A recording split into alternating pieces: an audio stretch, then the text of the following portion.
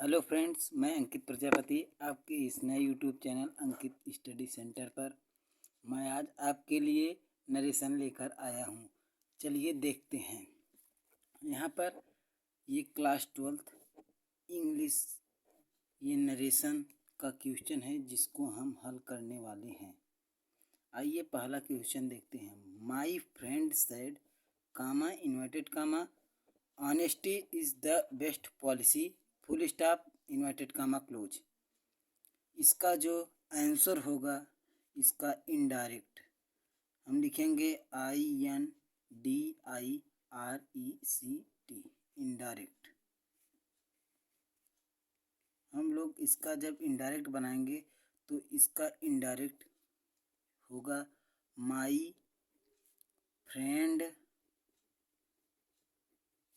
Said comma inverted comma को हटाकर एक कंजक्शन दैट का प्रयोग करेंगे। उसके बाद ये जो हॉनेस्टी लिखा है इसको हम सेम कंडीशन में उतार लेंगे। ऑनेस्टी चूँकि यह सार्वभौमिक सत्य वाली बात है इसलिए इसके टेंसेस में कोई परिवर्तन नहीं होगा, इसलिए इज का इज ही होगा। और जो यहाँ पर द लिखा है द को द ही उतारेंगे और बेस्ट को बेस्ट, पॉलिसी को पॉलिसी ही उतारेंगे। Full stop. दूसरा क्वेश्चन हमारा दिया है Rajesh said to me comma inverted comma do you not know Rajat question mark inverted comma close. इसका जब हम लोग इनडायरेक्ट बनाएंगे तो इसका इनडायरेक्ट यह होगा राजेश, चूँकि ये इंट्रोगेटिव सेंटेंस है इसलिए सैड को आस्क्ड में परिवर्तित करेंगे। आस्क्ड उसके बाद ऑब्जेक्ट मी को सेम कंडीशन में उतार लेंगे। उसके बाद कामा इन्वर्टेड कामा को हटाकर कंजक्शन इफ़ का प्रयोग करेंगे।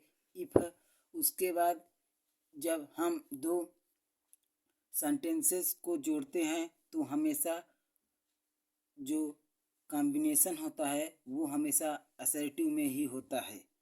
तो यहाँ पर जब हम इसका असर्टिव बनाएंगे तो यू डू नॉट नो रजत होगा।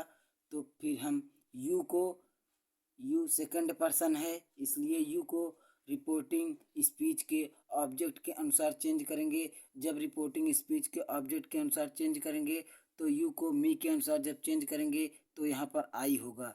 और ये डू नॉट मतलब प्रेजेंट इंडेफिनिट टेंस का निगेटिव सेंटेंस है तो इसे हम टेंसेस में परिवर्तन करेंगे तो यहाँ पर होगा डू नॉट का डिड नॉट नो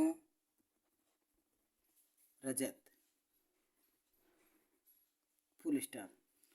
तीसरा क्वेश्चन यहाँ पर दिया गया है the teacher said to me comma inverted comma be regular and learn your lesson daily full stop inverted comma close.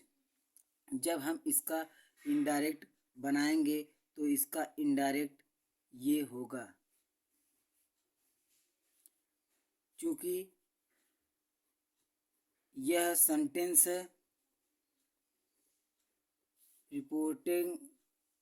Reported speech का जो सेंटेंस है वो हमारा इम्परेटिव सेंटेंस में है, इसलिए इसे चेंज करने के लिए हमें वर्ब को भाव के अनुसार एडवाइज्ड, ऑर्डर्ड इत्यादि में परिवर्तन किया जाता है। तो टीचर मुझसे कह रहा है कि वो मुझे एडवाइस सलाह दे रहा है इसलिए सैड को हम एडवाइस्ड में बदलेंगे। उसके बाद ऑब्जेक्ट को सेम कंडीशन में उतार लेंगे। यहाँ पर जब रिपोर्टेड स्पीच का सेंटेंस इम्परेटिव सेंटेंस में होता है तब इन्वर्टेड कामा को हटाकर कंजक्शन टू का प्रयोग करते हैं। उसके बाद पूरा सेम कंडीशन में उतार लेते हैं। बी रेगुलर एंड लर्न ये हमारा सेकंड पर्सन है इसलिए सेकंड पर्सन को रिपोर्टिंग स्पीच के ऑब्जेक्ट के अनुसार चेंज करते हैं तो ये योर जो है वो मी के अनुसार चेंज होगा। ये पजेसिव केस का प्रोनाउन है, इसलिए यहाँ पर माई होगा। माई लेसन डेली का डेली ही होगा। अब हम लोग आते हैं अगले क्वेश्चन पे। यहाँ पर दिया गया है, A hermit said to me comma inverted comma may God give you health comma wealth and success exclamation mark inverted comma close. जब रिपोर्टेड स्पीच में जो सेंटेंस लिखा गया हो, यदि वो एक्सक्लेमेटरी सेंटेंस में हो, तब हम इसका इनडायरेक्ट इस प्रकार बनाएंगे।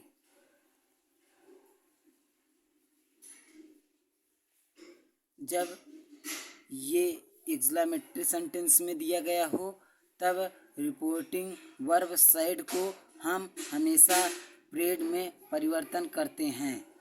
ए हर्मिट साइड को प्रेड में परिवर्तन करेंगे। उसके बाद ऑब्जेक्ट को सेम कंडीशन में उतार लेंगे। इस स्थिति में इन्वर्टेड कामा को हटाकर कंजक्शन दैट का प्रयोग करते हैं।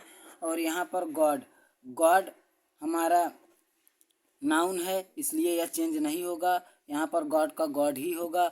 और ये जो मे है, इसका जब हम टेंस में परिवर्तन करेंगे तो मे का जो टेंस में परिवर्तन होगा वो होगा माइट।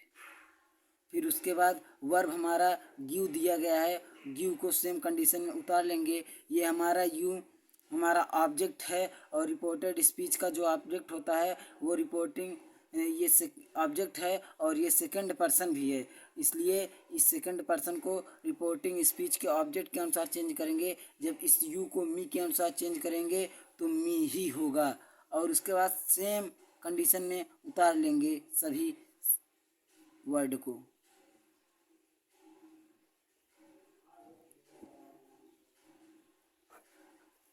सॉरी, थोड़ा सा जगह कम पड़ गया, चलिए काम चला लीजिए। ये जो पांचवा सेंटेंस दिया गया है, इसको हम लोग इनडायरेक्ट में परिवर्तन करते हैं।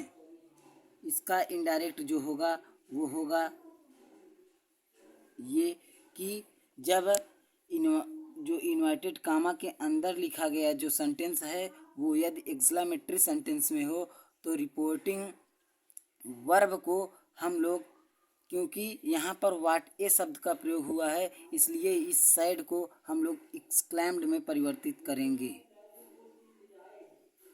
यहाँ पर द फार्मर एक्सक्लेम्ड दैट। उसके बाद ये यहाँ पर जो सब्जेक्ट है इसको उतारेंगे। इट, इट यहाँ पर मेरा सब्जेक्ट है इट, और ये इज को जब टेंसेस में परिवर्तन करेंगे तो यहाँ पर वाज हो जाएगा। और जब ये वाट ए शब्द का प्रयोग हुआ है, यदि इसके बाद कोई नाउन आया है तो ग्रेट शब्द का प्रयोग करेंगे इसके स्थान पर। और यदि इसके बाद कोई एडजेक्टिव शब्द आया है तो वाट ए के स्थान पर हम लोग वेरी शब्द का प्रयोग करेंगे। क्योंकि यहाँ पर वाट ए के बाद जो वर्ड आया है वो एडजेक्टिव है, इसलिए वाट ए के स्थान पर हम लोग वेरी शब्द का प्रयोग करेंगे। It was a very heavy snow fall. चलिए हम लोग लास्ट क्वेश्चन करते हैं।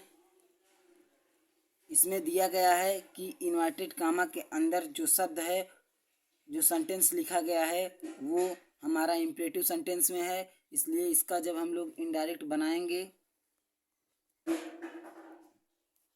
तो वो इनडायरेक्ट इस प्रकार बनेगा। क्योंकि जब इन्वर्टेड कामा के अंदर प्लीज, सर, काइंडली इत्यादि शब्दों का प्रयोग किया गया होता है तो उस सेंटेंस में सैड को रिक्वेस्टेड में बदलते हैं। द कुली रिक्वेस्टेड, क्योंकि ये डू नॉट ये हमारा इम्परेटिव सेंटेंस है, इसलिए प्लीज भी वाक्य से हट जाएगा और डू भी वाक्य से हट जाएगा। बस नॉट, ये जो नॉट लिखा है इसको रिक्वेस्टेड के बाद लिखेंगे और इसके बाद इन्वर्टेड कामा को हटाकर कंजक्शन टू का प्रयोग करेंगे। उसके बाद ये जो वर्ब हमारा कीप लिखा है इसको सेम कंडीशन में उतार लेंगे। और उसके बाद ये मी हमारा फर्स्ट पर्सन है, इसलिए रिपोर्टेड स्पीच के फर्स्ट पर्सन को रिपोर्टिंग स्पीच के सब्जेक्ट के अनुसार चेंज करते हैं। तो मी का जब कुली के अनुसार चेंज करेंगे, क्योंकि कुली हमारा जो है वो पुल्लिंग है तो यहाँ पर जब इसका हम ऑब्जेक्टिव केस में परिवर्तन करेंगे तो इसका हिम होगा और वेटिंग को सेम कंडीशन में उतार लेंगे और सो लॉन्ग को भी सेम कंडीशन में उतार लेंगे। चलिए, यदि आपको यह वीडियो पसंद आई हो तो मेरे चैनल को लाइक और सब्सक्राइब करना ना भूलें, और यदि आपको इससे संबंधित और भी वीडियो चाहिए तो कमेंट सेक्शन में लिखना ना भूलें।